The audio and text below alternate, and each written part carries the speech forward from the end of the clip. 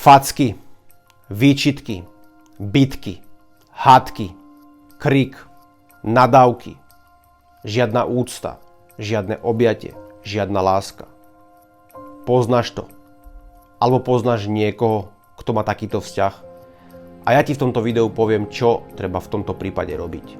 Je to drsné, tvrdé, ale je to tak.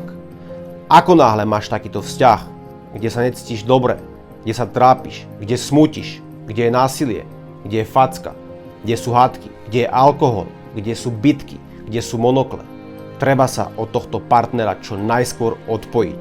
Lebo vzťah nie je o hádke, vzťah nie je o bitke, vzťah nie je o kriku, ale každý vzťah by mal byť prosperujúci, prekvitajúci, šťastný, harmonický a podporujúci.